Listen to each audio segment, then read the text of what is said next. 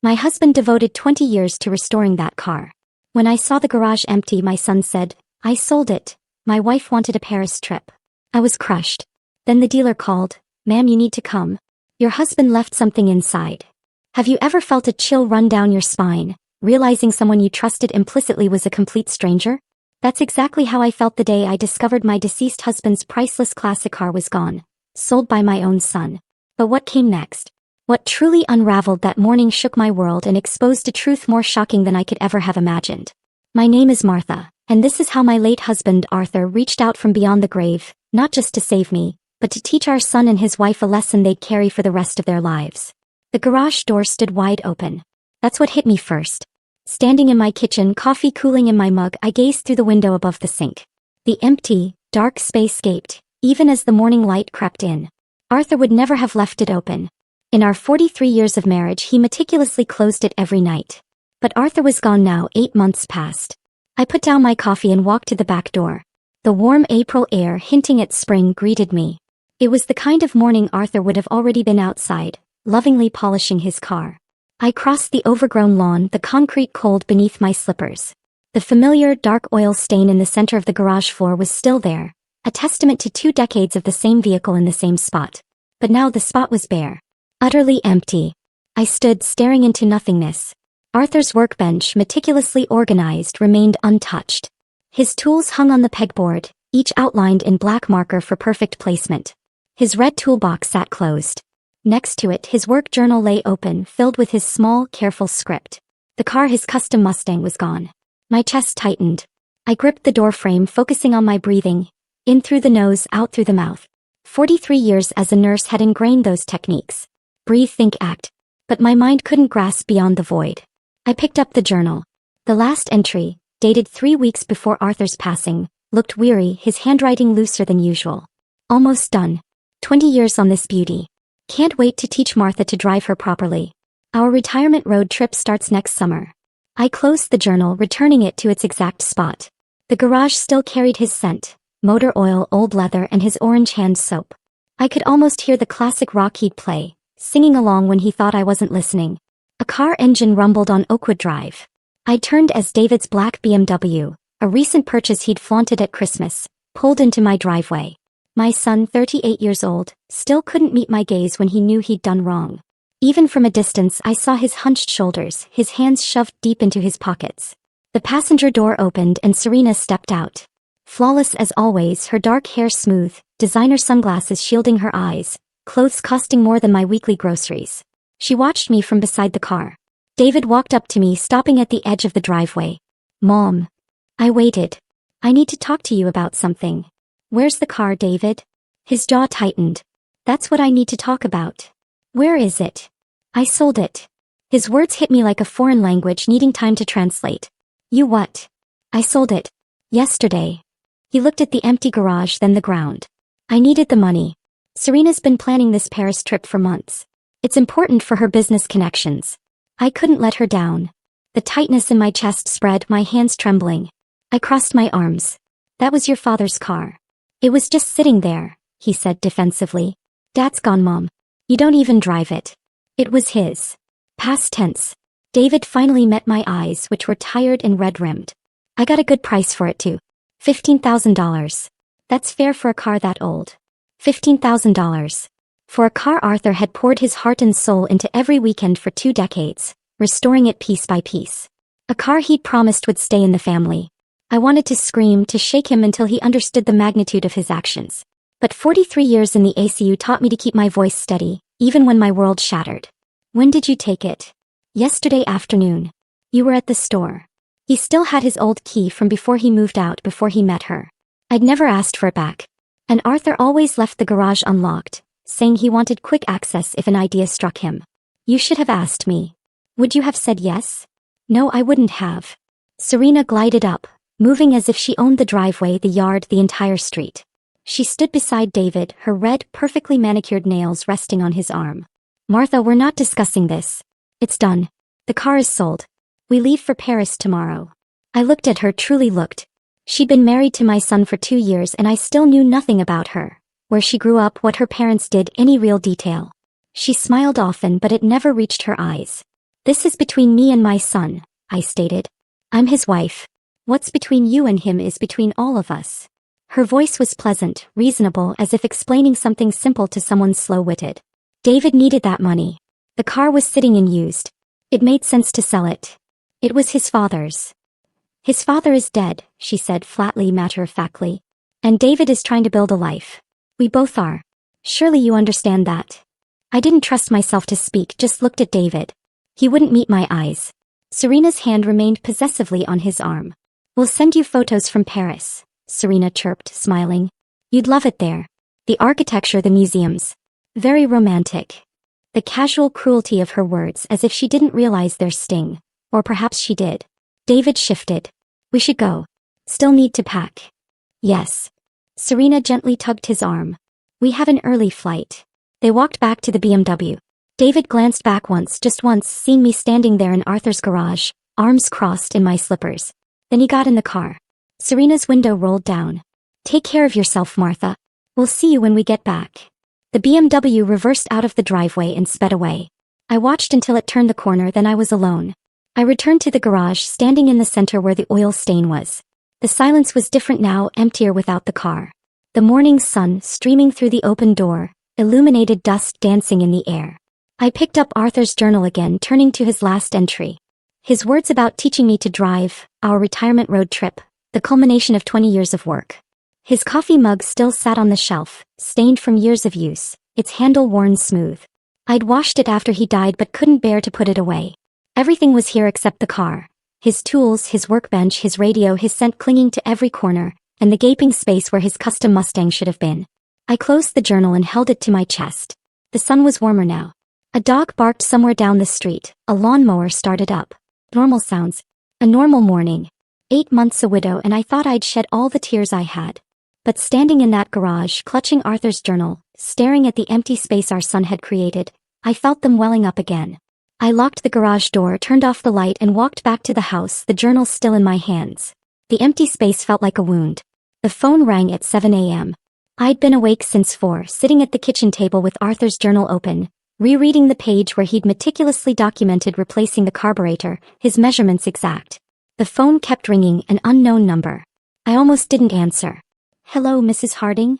A man's voice, rough as if he'd been crying. Yes. This is George Miller from Miller Classic Autos. I have your husband's car. I sat up straight. What? The Mustang. Your son brought it in Wednesday. I need you to come to the dealership. Please, right now if you can. There's something Arthur wanted you to know. Something he hid before he died. My brain struggled to process his words. I don't understand. Arthur was my friend. A good friend. His voice cracked. I was at his funeral. I should have spoken to you then, but I couldn't. I'm sorry. Please, Mrs. Harding, can you come? I vaguely remembered him, a gray-haired man in a dark suit standing in the back at the funeral home, leaving before I could greet anyone. Where are you? He gave me the address, an industrial area on the east side of town. I wrote it on the back of an envelope. I'll be there in 30 minutes. I dressed in jeans and a sweater, found my keys and drove across town, hands clenched on the steering wheel. Morning traffic was light. I passed the hospital where I'd worked for 40 years, its parking lot already full. The industrial area was all concrete and metal buildings. I found Miller Classic Autos at the end of a long street. The building was clean, modern. Rows of vintage cars gleamed in the front lot, behind a chain-link fence. A man, gray-haired, perhaps 65, in jeans and a button-down shirt, stood outside the main entrance watching for me. I parked and got out. He walked toward me, his eyes red. Mrs. Harding, thank you for coming. You're George. Yes. He extended a hand. I shook it. His grip was firm, but his hand trembled. I'm George Miller. Your husband saved my life 25 years ago. I waited. He looked at the ground, took a breath. I needed a business loan. Had a dream of opening this place. No bank would touch me. Bad credit, no collateral, just a dream and a lot of nerve. He looked up. Arthur co-signed for me. Risked his own credit and savings for a stranger. I paid back every penny, but the debt went deeper than money. He never told me, of course. That's who Arthur was. George wiped his eyes. This dealership exists because of him. I've been successful, built a good life, all because your husband believed in me when no one else did. When your son brought that Mustang in Wednesday, I knew it the second I saw it. George's voice turned rough. Arthur talked about that car every time we ran into each other. Car shows, auctions, he'd show me pictures on his phone. Tell me about the progress. He was so proud of it. David said he sold it, I said. He did. To me. George looked sick. Your son had no idea what he was selling. I asked him if he knew the value. He said $15,000 sounded fair. My stomach dropped. What's it really worth? George met my eyes. Around $180,000. It's a documented 1967 Mustang Fastback, one of only a few hundred ever made. Arthur restored it to museum quality. The number didn't make sense. Couldn't make sense. $180,000? Yes, ma'am. David sold it for 15? Yes. I sat down on the curb. Just sat. George sat beside me. We remained there for a minute, neither of us speaking. I bought it from him, George said finally. Paid him the $15,000 because he said he was desperate, something about a Paris trip with his wife. But Mrs. Harding, that car was never mine to keep. Why are you telling me this? Because Arthur made me promise. 2 years ago. George stood, offering his hand to help me up. Come inside. There's something you need to see. He led me through the building to the garage. It was vast with white floors and bright overhead lights. 3 cars sat under covers. George stopped at the last one, pulled back the cover. Arthur's Mustang sat there, gleaming. Burgundy paint perfect, chrome shining. I walked toward it slowly, placing my hand on the hood. The metal was cool and smooth. I could feel Arthur in every line. I opened the driver's door, sank into the leather seat. It smelled like our garage at home. The steering wheel was worn where his hands had gripped it. George leaned against the doorframe. 2 years ago, Arthur asked me to help him install something. A hidden compartment. I looked up. Why? He said if anything ever happened to him, I needed to make sure you knew about it. Made me swear. George gestured to the dashboard behind the radio. I didn't look inside. He said, this is for you and only you. My heart pounded. George showed me how to release the panel. Press here. Pull there. The radio face came away, revealing a dark, hidden space. George stepped back, leaving me alone. I reached into the compartment. My hand touched paper. I pulled out a thick manila folder. Underneath, a sealed envelope with my name on it in Arthur's handwriting. At the very bottom, a small wooden box with a key inside. I opened the envelope first. Arthur's handwriting filled the page. Martha, I needed to protect you from this until I had proof. I've been investigating Serena for 18 months. She's not who she says she is. Her real name is Sharon Reed. She's done this before, twice that I found so far. In this folder is everything I've gathered. Photos, documents, contact information for her previous victims. Their stories are the same. He targets men with aging parents and family assets. He's going to target our house, Martha. That's her pattern. She'll convince David that you're declining, that you need care, that the house should be sold. Then she'll disappear with the money. I confronted her once, carefully watching her reaction. She's very good at what she does. David doesn't see it. He won't believe me without ironclad proof, and I don't have it yet. The key in this box is for our safe deposit box at Capital Trust Bank, Box 447. Inside are stock certificates I bought in 1994 as a favor to a patient. Check the current value. You're taken care of financially. George knows to call you if anything happens to this car. He's a good man. Trust him. Protect yourself. Protect our son. He's a victim in this too. I love you. I'm still protecting you, Arthur. I read it twice, my hands trembling. Arthur knew. He knew about Serena. Spent 18 months investigating her. Died before he could finish. I opened the manila folder. Inside were photos. Serena at a wedding with a different older man. Another photo, different wedding, different man. Marriage certificates, copies. Sharon Reed married Richard Davies, Phoenix, Arizona, June 2019. Sharon Reed married Michael Chin, Tampa, Florida, March 2021. Newspaper clippings. Local man reports elderly mother's life savings stolen by daughter-in-law. Another, family business sold in suspected fraud case. Pages of Arthur's handwriting. Notes about Serena's behavior, questions she'd asked about our house, my health, our assets, dates and times. At the back, contact information. Phone numbers for Richard Davies and Michael Chin. Arthur's final note at the bottom. Need more concrete proof before telling David. He won't believe me without it. She's too skilled. If you're reading this and I'm gone, please finish what I started. Protect our son. I closed the folder, holding it to my chest. 8 months of thinking I knew everything about our life together. 8 months of missing and grieving him. He'd carried this alone. Tears came then, not quiet ones. Deep sobs that shook my whole body. I sat in Arthur's car, clutching his investigation file, and cried for everything he'd tried to do. George returned after a few minutes, standing in the doorway saying nothing, just waiting. I wiped my face, got out of the car and looked at him. He was protecting me even after he died. George nodded. That's who Arthur was. I need to call these men. Richard and Michael. I need to know what happened to them. You can use my office. Take all the time you need. I looked at the Mustang Arthur spent 20 years building, at the secret compartment he'd installed with George, at the investigation he'd left for me. She's not going to get away with this. No, George said. She's not. Richard Davies answered on the third ring. His voice sounded weary, as if he'd been expecting this call for years. I was in George's office, the door closed, phone on speaker so George could witness. My hands shook as I dialed. Hello, Mr. Davies. My name is Martha Harding. I'm calling because my son is married to a woman named Serena. A long silence, then a heavy sigh. I wondered when this call would come. I gripped the edge of George's desk. Can you tell me what happened? Richard, 58, told his story slowly, each word careful as if he'd rehearsed it. He met Serena in spring 2019 at a community center where his mother volunteered. Serena, charming and attentive, seemed genuinely interested in him. His wife had died 3 years prior. He was lonely. They dated. She was patient, understanding, made him feel seen.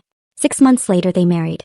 His mother had concerns, sensed something off, but Richard dismissed it, thinking she was overprotective. After the wedding, Serena started with subtle comments. Your mother seems to be slowing down. Have you noticed? She forgot my name yesterday. Is that normal? I'm worried about her driving. What if something happens? Richard started noticing things he hadn't before. Normal aging suddenly looked like decline. Serena would find articles about dementia, leaving them where he'd see them. Articles about elderly falls, injury risks. Over months, she built a case that his mother wasn't safe. Then she found a memory care facility, the best in the state. She deserves the best. $20,000 a month.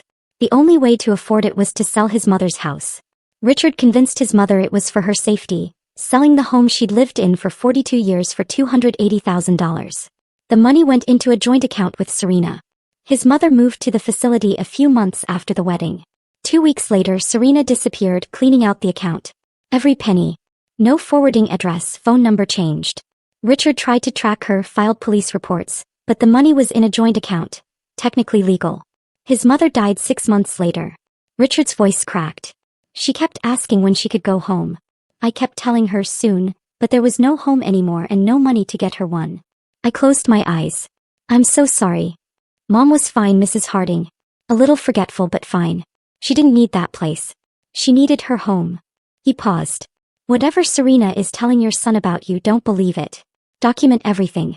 She'll start small, little comments about you forgetting things, being tired. Then she'll escalate. Thank you for telling me. Stop her, Richard said. Please don't let her do to another family what she did to mine. I hung up, staring at the phone. George brought me water. I drank it, then dialed the second number. Michael Chin. I introduced myself. Same opening. He sighed. Serena, huh? Yeah, I've been waiting for someone to call. Michael, 61, had a different story, but the pattern was identical. He met Serena at his father's funeral in early 2021. She was there supporting a friend, found Michael afterward, expressing condolences. She understood grief, she said, having lost someone too. They talked for hours. She helped him through the darkest time. They started dating a month later. His friend said it was too soon. He didn't care. Serena made the grief bearable. 8 months later they married. His father had owned a small auto repair shop for 40 years. Michael inherited it but didn't want to run it. Too many memories. Serena suggested selling. It's too much stress. Sell it. We'll take the money, travel, heal together, start fresh. It made sense to Michael then. He sold the shop for $195,000. The money went into a joint account. 3 days after the check cleared, Serena was gone, completely vanished. Michael tracked her through credit card records to Costa Rica. By the time he got there, the money was gone, laundered through multiple accounts, impossible to recover. She targets men with aging parents and family assets, Michael said. That's her specialty. She researches them first, knows everything before she even introduces herself. He paused. Does your son have access to your house? Your finances? Not yet. But she's been setting the stage. Then you have time. Stop her before she gets him to sign anything. After I hung up, George and I sat in silence. Arthur suspected all of this, George said finally. He came to me 6 months before he died. Asked me to help him. Said he had a buddy, a private investigator, Leo Finch. They were working together. Why didn't Arthur tell me? He said he needed ironclad proof. Said David was so in love he'd never believe it otherwise. George pulled a business card from his desk drawer. Leo's been waiting. Call him. I took the card. Leo Finch. Private investigations. A local number. First, I need to go to the bank. Capital Trust Bank was across town. I drove there with Arthur's investigation file on the passenger seat, the small wooden box with the key in my purse. The bank was busy a Friday afternoon. I asked for access to the safe deposit boxes. The manager, a woman in her 50s, led me to the vault. Box 447. The key fit perfectly. Inside was a single envelope. I opened it. Stock certificates in a protective sleeve. Documentation. A letter from Arthur. Martha, I bought this stock as a favor to a patient in '94. His son was starting a tech company and needed investors. I gave him $5,000, never expecting anything. The patient died the next year and I honestly forgot about these certificates. Found them last month while organizing files. Looked up the company and nearly fell over. This is worth more than we ever saved. This is for you. For our future, for security. If you're reading this from the safe deposit box, something happened to me. Sell these when you're ready. Live well, travel. Stay independent. Don't let anyone convince you otherwise. You're taken care of, Arthur. I took the certificates to the bank manager. Can you tell me what these are worth? She researched on her computer. Her eyes widened. Mrs. Harding, Innovate Tech Holdings went public last year. These shares are currently valued at approximately $342,000. I sat down. Just sat. The manager brought me water. Are you all right? My husband bought these. She pulled up records. Purchased May '94 for $5,000. The company remained private for 30 years, then went public. Stock price had been climbing. $342,000. Arthur left me financial security I never knew existed. I had resources now, power, options. I could fight Serena on equal footing. Saturday morning I met Leo Finch at a coffee shop near the hospital. George had called him to set it up. Leo, 55, graying, methodical, a former detective, sat across from me with folders. Arthur was my friend. When I heard about his death, I wondered if Serena would make her move. You kept investigating. Arthur made me promise not to contact you directly unless Serena acted against you, I explained. He didn't want to alarm you with unproven suspicions.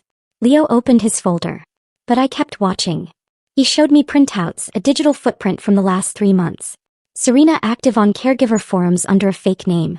Posts asking how to convince resistant elderly people they need help. Questions about assisted living facilities, memory care costs. Property browsing history. Costa Rica real estate.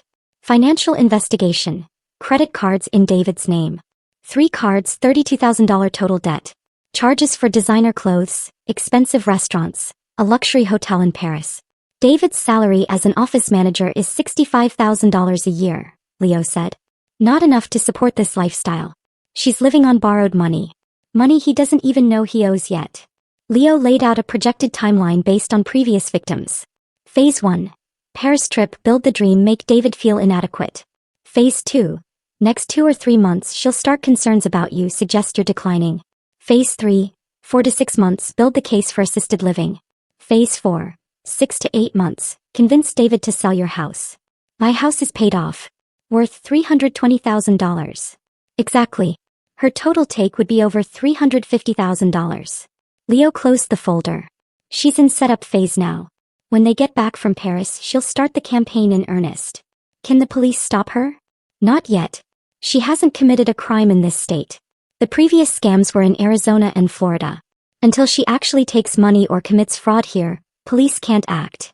So we wait for her to hurt us? We build the case now. Document everything. When she makes her move, we're ready. Leo leaned forward. And David has to see the truth himself.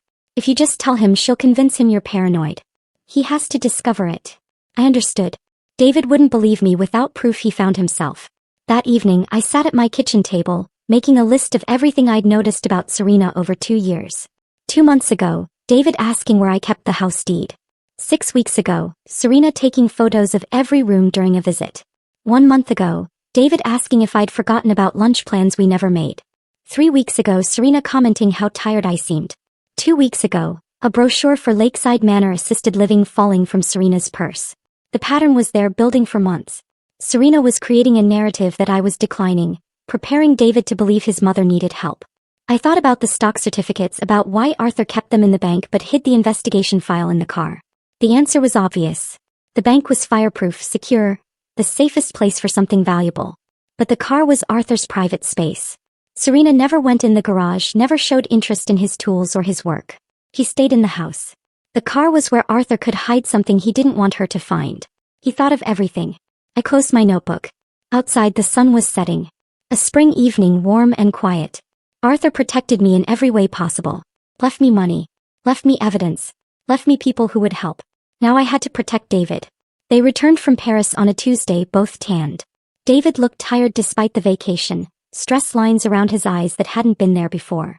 I'd invited them for dinner, playing my part perfectly. I made pot roast, Arthur's favorite and David's childhood favorite. They arrived at 6. Serena wore clothes I'd never seen. A silk blouse, designer jeans, an expensive bag. I hugged David at the door. He held on a second longer than usual. Serena's hug was quick, performative. We sat at the kitchen table, the same table where I'd raised David, the same chairs Arthur refinished 20 years ago. Serena controlled the conversation from the first minute. Paris was beautiful, the hotel in the Marais stunning. They had lunch near the Louvre, dinner at a restaurant I couldn't pronounce. She painted a picture of the life they deserved, the life they should have. It was wonderful, Serena said, but it made me realize how much we're missing out on. David works so hard and we have so little to show for it. She looked at me when she said it, the meaning clear. I kept my face neutral, passing the potatoes. David chimed in, Mom, you should think about traveling too, seeing things. Maybe someday. Serena leaned forward. Martha, this house is really too big for one person. Have you thought about downsizing? Maybe something more manageable. There was the first direct move. I'm managing fine. This is my home. Of course. Serena's smile was pleasant, reasonable. We just care about your safety. The stairs, the yard work. It's a lot for someone your age. David nodded along. We worry about you here alone, Mom. I noticed he said we, not I. Serena's words coming out of his mouth. I appreciate the concern, but I'm fine. Serena let it drop, but I saw the calculation in her eyes. Seeds planted. She'd push harder next time. After dinner we moved to the living room for coffee and the apple pie I'd made. Serena excused herself to the bathroom down the hall. She was gone 10 minutes. I waited 5, then excused myself. I found her upstairs near Arthur's old office. The bathroom door was open and empty behind her. She jumped when she saw me. Oh, I got turned around. This house has so many rooms. The bathroom is downstairs where it's always been. She laughed, touched my arm. Of course, silly me. Too much wine with dinner. I let her back downstairs, saying nothing more. They left an hour later. Serena all smiles. Take care of yourself, Martha. We'll visit again soon. David hugged me. Goodbye. Love you, Mom. I watched them drive away, then went straight to my notebook, writing down every detail while it was fresh. Wednesday morning I called David. I need to talk to you about something. Can you come by? Just you. What's it about? Your father. Something I found in his things. Silence. Serena and I don't keep secrets, Mom. This is between you and me. Please, David. Long pause. Hey. This afternoon. I'll have to tell Serena where I'm going. That's fine. He arrived at 3, alone as he'd promised, but looking nervous. I had coffee ready. Arthur's investigation file lay on the kitchen table. David saw it and his shoulders tightened. Mom, if this is about the car again. Sit down, please. He sat, arms crossed, defensive before I'd even started. I took a breath, using my ICU nurse voice. Calm, authoritative, factual. Before I show you anything, I need you to listen. Really listen. Can you do that? This feels like an ambush. It's protection. I showed him Arthur's letter first, putting it in his hands. David read it, color draining from his face. Dad was investigating Serena for 18 months before he died. His reaction was instant.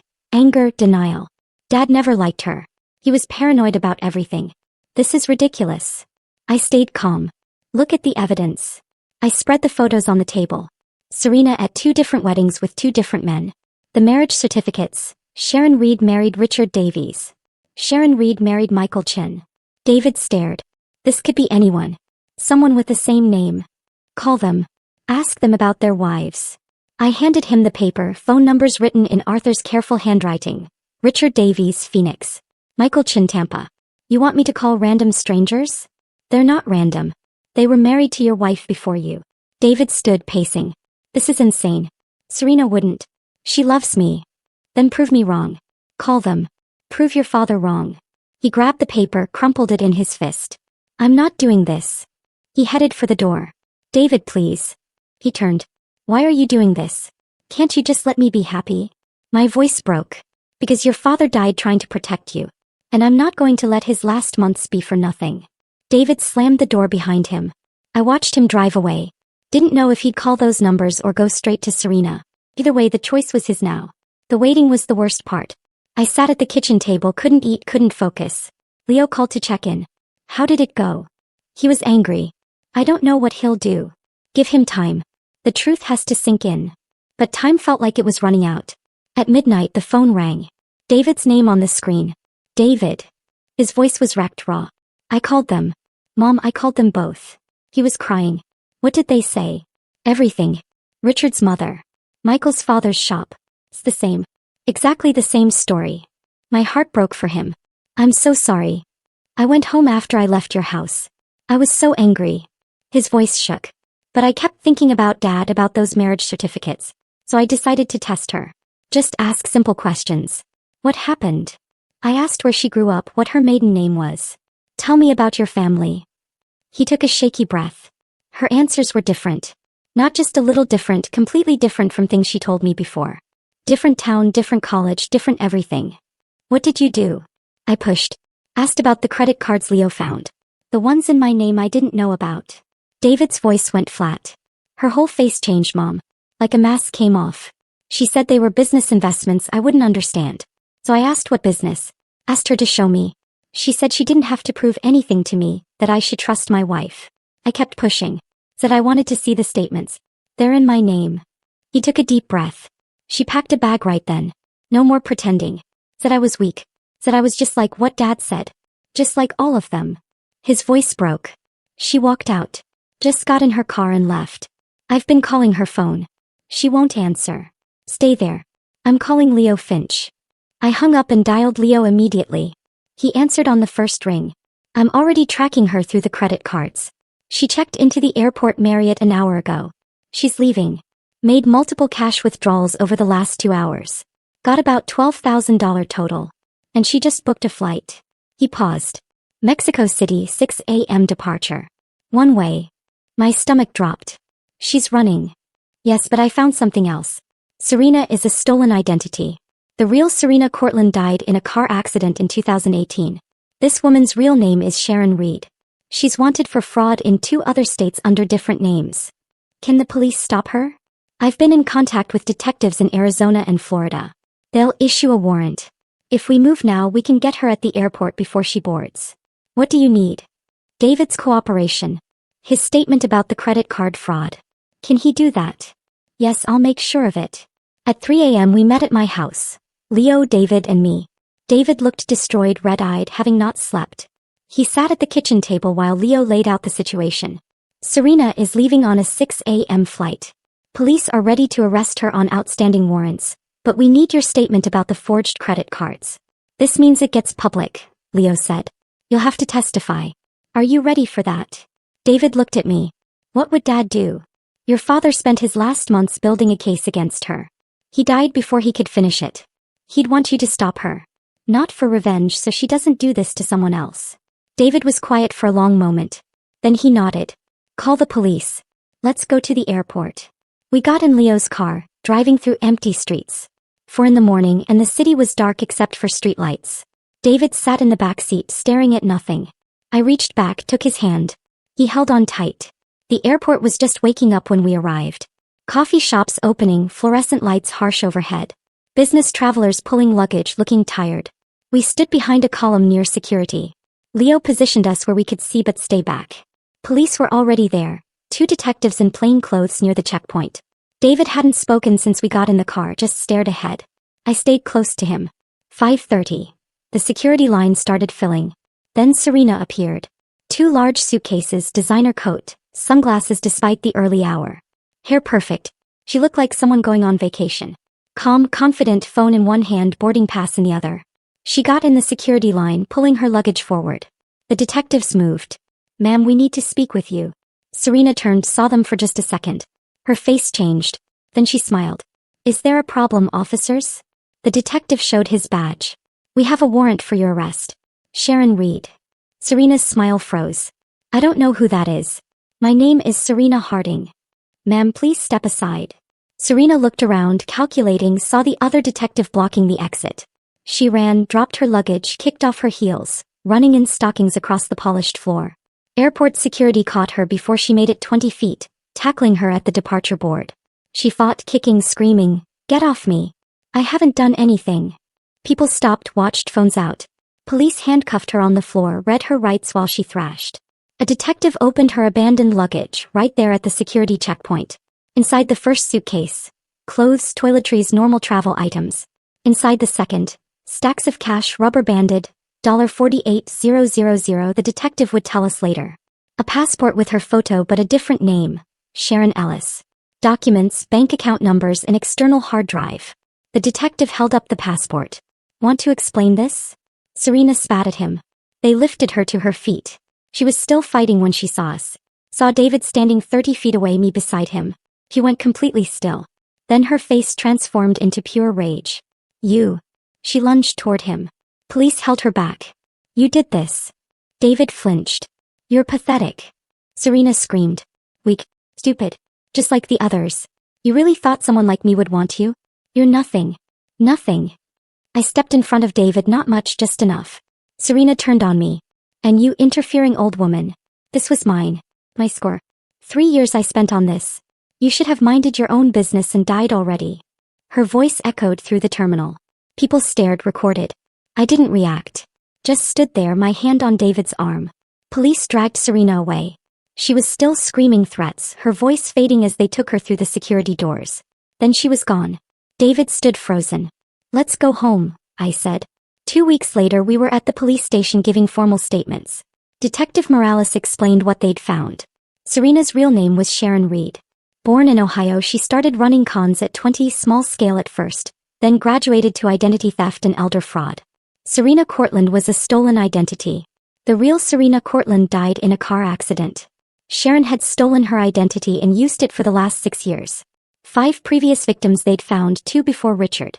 The pattern went back 8 years. Charges were filed in 3 states, Arizona, Florida, and here, identity theft, fraud, theft by deception, forgery. The prosecutor expected a plea deal, 12 to 15 years in federal prison. Richard Davies and Michael Chen's cases were reopened with new evidence. They might recover some funds through civil suits. David's credit card debt was mostly forgiven. Fraud claims were approved. 1 month later, David showed up at my door with 2 suitcases. Can I stay here? Just for a while. Of course. He took his old room, the same room from high school, posters still on the walls, football trophies on the shelf. The divorce was granted. An annulment, actually. The marriage was never legally valid. Serena married under a stolen identity. David started therapy twice a week. Some days he was okay, made breakfast, helped around the house, smiled occasionally. Some days he barely spoke, stayed in his room, came out only for meals. I didn't push, just kept the space safe, made his favorite foods, left lights on, kept coffee ready. Years as a nurse taught me about healing. It's not linear. It's messy. It takes time. 2 months after the airport, the prosecutor called. Serena took the plea deal, 12 years in federal prison. I told David over dinner. He just nodded, didn't say anything. That Saturday I found him in the garage. He was sitting on Arthur's old work stool, holding the work journal, tears running down his face. I stood in the doorway, waited. I found this on the workbench. His voice was thick. Started reading. He opened to a page from years ago. Arthur's handwriting filled it. Taught David to change the oil today. He's 12, old enough to learn. His hands are still small but careful. He listened to every word. So proud of him. David's hands shook, holding the page. Another entry from later. David came by to help with the engine rebuild. We worked all afternoon. Barely talked. Didn't need to. These are the days I'll remember. I barely remember this, David said, working on the car with him. I was so young. I sat on the workbench beside him. He loved those days. Talked about them all the time. I sold his car. David's voice broke. The car he spent 20 years on. For $15,000. For a trip to impress a woman who was planning to destroy our family. You didn't know. I should have known. Dad tried to warn me. Those last few months he kept asking about Serena, about our plans, about money. I thought he was being controlling. He wiped his eyes. Last conversation I had with him, we argued about her. I told him to back off to let me live my life. He died a week later. I never apologized. My throat was tight. He knew you loved him. David shook his head. How could he? I chose her over him, over you, over everything he taught me. I pulled out the letter Arthur had left in the car, the one about needing proof before telling David. I'd been carrying it with me, waiting for the right moment. Read this. David took it. Read Arthur's words about not wanting to break his heart without ironclad proof. About loving him. About David being a victim too. He understood. He knew Serena was good at what she did. He didn't blame you. David broke down completely, deep sobs that shook his whole body. I held him. All those years being a mother, holding my son through every pain, this one cut the deepest. We sat in the garage for a long time, surrounded by Arthur's tools, his workbench, his radio, the smell of motor oil and old leather. Eventually David's tears stopped. He wiped his face with his sleeve. I wish the car was still here. His voice was raw. I'd learn everything about it the way Dad wanted me to. I didn't say anything, just squeezed his shoulder. He closed the journal carefully, putting it back on the workbench exactly where Arthur had left it. We walked back to the house, evening coming on, spring turning to summer. The air warm and thick. Said I made dinner. David set the table without being asked. The house felt different. Not empty anymore. Not quite whole yet either, but healing. Fully. I paid off David's remaining debt the week after Serena was sentenced. $5,000, what the fraud claims didn't cover. Wrote the check and didn't mention it again. The stock certificates from Arthur gave me choices I never expected. $342,000, more money than we'd saved in our entire marriage. I thought about what to do with it. Richard Davies, his mother dying heartbroken in a memory care facility she never needed. Michael Chin, his father's shop sold, 40 years of work gone. I sent them each a check for $10,000. Attached a note for Richard, for your mother's memory. From someone who understands, Martha Harding. Similar words for Michael. For myself, I decided to stay in the house. Maybe travel a little, small trips, nothing fancy. Stay independent like Arthur wanted. 2 months after the airport, on a Saturday morning, I heard an engine rumble outside. Deep, powerful, familiar. I looked out the kitchen window. Arthur's Mustang sat in my driveway, burgundy paint gleaming in the sun. George Miller was behind the wheel. My chest went tight. David was upstairs. I heard his door open, his footsteps on the stairs. He'd heard it too. We both walked outside, stood on the front porch. George got out of the car, smiled when he saw our faces. Bringing her home where she belongs. David stared at the car, couldn't move, couldn't speak. George walked toward us, holding out the keys to me. This was never mine, Mrs. Harding. Arthur built it for you. I tried to find words. George, you paid David $15,000. George shook his head. But this car is worth more than money. Arthur would want you to have it. Want David to learn it. That's what matters. David's voice came out rough. I sold it. I threw it away. George looked at him. You were a victim too. Your dad knew that. That's why he built the case to protect you. George handed me the keys. Arthur told me once that this car was never really his. It was always meant for his family, for the people he loved. He gestured to the garage. You want help backing her in? We opened the garage door together. George backed the Mustang into its spot, the same spot it had left months ago. The oil stain on the concrete still there. The engine shut off. Silence settled. Then the garage smelled like it should again. Motor oil. Old leather. Arthur. George got out, stood looking at the car for a moment. He'd be proud of what you did, he said to me, stopping her, protecting your son. He looked at David. And he'd be proud you came back, that you're healing. George left after coffee, hugging us both. David and I stood in the garage after he drove away. The Mustang between us. I can't believe it's back, David said. Neither can I. He touched the hood, ran his hand over the smooth paint. I don't deserve this. Arthur thought you did. That's enough. 3 months later, on a Sunday morning, we started. David brought Arthur's work journal to the garage. I brought coffee. We opened the hood, stood looking at the engine Arthur had rebuilt piece by piece. I don't know where to start, David said. I opened the journal, found the page marked Teaching David. Arthur's handwriting clear and careful. Start with the oil, I read. Check it first every time before you drive her. Know she's ready. David found the dipstick, pulled it, checked the level like the journal showed. His hands were steadier now, 3 months of therapy showing. We spent the morning going through the car together, checking fluids, examining filters, testing systems. Physical, methodical work, following Arthur's notes step by step. David's confidence grew as the hours passed. I saw Arthur in his movements, the careful attention, the gentle touch with tools. By afternoon, David was smiling. Really smiling. I forgot how much I loved this, he said. Being in the garage working with my hands. Your father loved these days with you. I remember more now. Little things. The way he'd explain everything twice to make sure I understood. The way he'd let me try even when I made mistakes. He closed the hood carefully. I'm going to take care of this car the way he wanted. We'll take care of it, I said. Together. For months after George brought the car back, I decided it was time. Saturday morning, spring turning to summer. I stood in the garage with the keys in my hand. David came out. You ready? I think so. We got in. David in the passenger seat. Me behind the wheel. The leather seat was cool under me. The steering wheel worn where Arthur's hands had gripped it for 20 years. I adjusted the mirrors, checked everything like the journal taught us, started the engine. The Mustang roared to life, a deep rumble I could feel in my chest. The sound of Arthur's work, his patience, his love. I backed out of the garage carefully. David's hand on the door handle, nervous but trusting. We drove down Oakwood Drive, windows down, warm air coming through, the engine purring smooth and powerful. David laughed.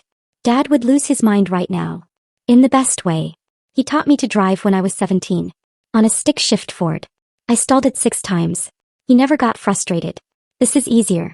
We drove with no destination through town, past the hospital where I'd worked, past the high school where David played football. Just driving. The Mustang responded perfectly. 20 years of restoration paying off in every turn, every shift, every mile. After an hour I headed home, pulled into the driveway, backed the car into the garage. Perfect fit, like it never left. I turned off the engine, sat in the quiet. Dad would be so proud of you, David said. Of us, I corrected. That evening I made dinner. David came down and helped with the vegetables, chopping them the way Arthur used to. The house was quiet but not empty. The garage full again. Arthur's tools on their pegboard. His journal on the workbench. The Mustang in its place. I looked out the window at the garage, thinking about Arthur's letter. I'm still protecting you. He was. The investigation he built. The stocks he'd left. George keeping his promise. Arthur loved me enough to prepare for everything. I wasn't alone. Never was, never would be. And as this journey of discovery and healing draws to a close, it makes me wonder. What untold acts of love and protection might be hidden in the lives of those we hold dear? What unseen battles are fought for our well-being? Tell me, what do you think? Have you ever had a moment where you realized someone was watching over you, even when you didn't know it? I'd love to hear your thoughts.